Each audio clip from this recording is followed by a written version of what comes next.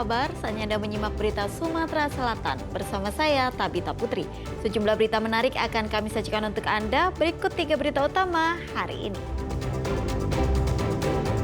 Pamit mau jualan tisu, 2 anak di Oku Timur hilang misterius.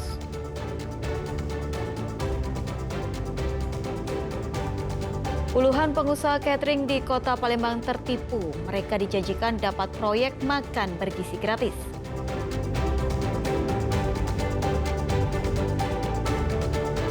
Dinas Pengendalian Penduduk dan Keluarga Berencana Kabupaten Oku Timur memberikan layanan kontrasepsi gratis.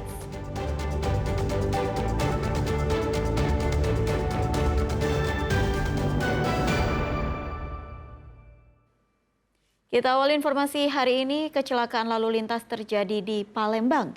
Sebuah truk yang sedang melaju dengan kecepatan tinggi menabrak minibus yang mengakibatkan 3 orang terluka.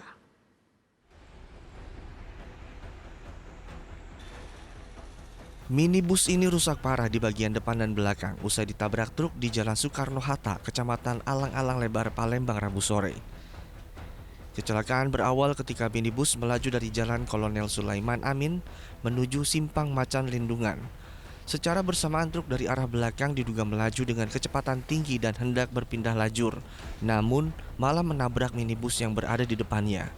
Kuatnya hantaman membuat minibus hilang kendali hingga akhirnya menabrak pembatas jalan atau median jalan. Menurut pengemudi minibus, sopir truk mengaku saat itu hendak mengejar truk lain yang ada di depan minibus. Akibat kejadian ini, pengemudi minibus, Tauhid, dan 2 penumpang lainnya mengalami luka ringan, meskipun kondisi minibus rusak berat.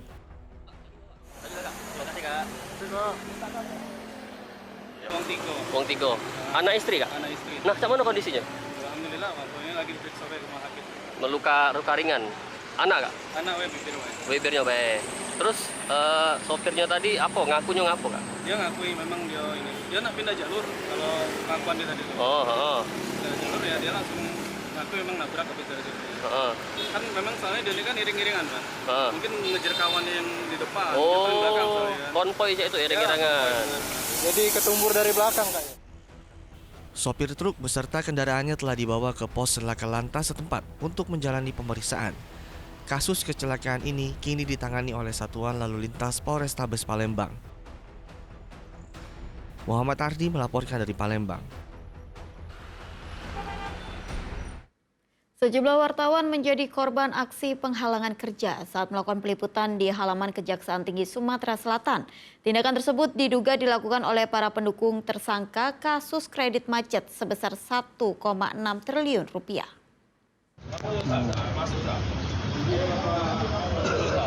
Belasan wartawan dari berbagai media seperti media daring, cetak, dan elektronik mendatangi sentra pelayanan kepolisian terpadu Polrestabes Palembang pada Rabu siang. Mereka melaporkan kasus dugaan penghalangan kerja jurnalis saat melakukan peliputan penahanan tersangka kredit macet sebesar 1,6 triliun rupiah di halaman Kejaksaan Tinggi Sumatera Selatan. Bukan mobil kalian. Lah emang mobil Bapak apa? Itu mobil kalian. Emang mobil Bapak apa? Mereka yang dilaporkan terdiri dari 6 orang pria pendukung tersangka Wilson. Salah satu pihak yang dilaporkan wartawan adalah pria berinisial AR, warga Jakarta. Belum diketahui hubungan antara ke-6 orang yang dilaporkan dengan tersangka Wilson. Namun tindakan para terlapor tersebut dinilai telah merugikan kerja para jurnalis seperti yang tercantum dalam Undang-Undang Nomor 40 Tahun 1999 tentang pers. Mengambil gambar setelah tersangka WS mau ditahan, mau menuju mobil tahanan, kawan-kawan media, kawan-kawan wartawan pada saat itu mengambil gambar, meminta keterangan, dihalang-halangi oleh 3-6 orang oknum ya. Yang salah satunya bernama inisialnya AH, ya. Tuh, kemudian ada terjadi pengancaman dan dorong-mendorong sehingga kawan-kawan terhalangi untuk melakukan peliputan atau melakukan profesi sebagai media. Dibenarkan adanya laporan dari wartawan terkait penghalangan peliputan, juga ada orang menghalangi peliputan wartawan sehingga melanggar undang-undang pers, tapi masih ditindaklanjuti oleh Satreskrim Polrestabes Palembang. Sebelumnya para wartawan hendak mengambil gambar tersangka Wilson saat dimasukkan ke dalam mobil tahanan, dihalangi oleh 6 orang pria pada Senin malam lalu. Namun saat ditegur, salah satu pelaku tidak terima hingga sempat terjadi keributan di halaman Kejaksaan Tinggi Sumatera Selatan. Dedi Irwansyah melaporkan dari Kota Palembang. Dijanjikan mendapat proyek makan bergizi gratis dengan menyetorkan sejumlah uang. Puluhan pengusaha catering di Kota Palembang tertipu. Mereka diminta menyetorkan uang sebesar 30 juta rupiah untuk mendapatkan proyek MBG senilai 3 miliar. Kenapa banyak persoalan, saudara-saudara? Puluhan pengusaha catering merasa kecewa. Iming-iming dapat miliaran rupiah, ternyata uang puluhan juta raib. Penipuan itu bermula dari seorang pria asal Jakarta datang mengatasnamakan marketing Mitra Bakul Digital. Para pengusaha ini mengikuti seminar Mitra Bakul Digital yang diselenggarakan oleh pelaku di salah satu hotel di Kota Palembang pada bulan Februari lalu. Dalam seminar, mereka diiming-imingi mendapat proyek makan bergizi gratis dengan menyetorkan uang sebesar 30 juta rupiah. Para korban dijanjikan akan menjadi mitra penyedia makan bergizi gratis dan mendapatkan proyek senilai 3 miliar rupiah. Tak hanya itu, para korban juga diminta untuk menyiapkan dapur serta peralatan masak dan makan. Meski menyetorkan uang, proyek yang dijanjikan tak kunjung terwujud. Pelaku juga hingga kini tak bisa dihubungi. Sedikitnya 25 orang pengusaha catering tertipu dan mengalami kerugian uang 500 juta rupiah yang telah disetorkan. Para korban menduga tak hanya mereka yang menjadi korban dalam kasus penipuan dan penggelapan yang dilakukan pelaku bernama Sutio Putra Genta Karya.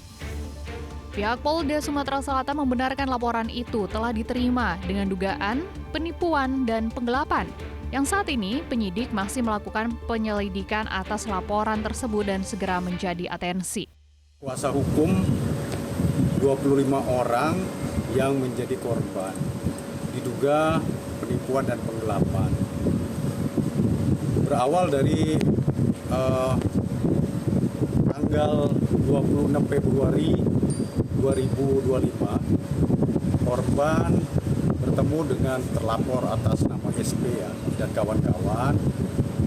Terlapor ini mengaku sebagai marketing dari Mitra Bakul Digital. Polda Sumatera Selatan mempersilahkan jika terdapat korban lain dengan modus yang sama yang tertipu untuk melaporkan peristiwa tersebut ke polisi. Muhammad Ardi melaporkan dari Palembang. Kakak beradik di Ogan Komering Ulu Timur hilang secara misterius. Sebelum hilang, keduanya berpamitan kepada orang tua untuk berjualan tisu di Pasar Martapura.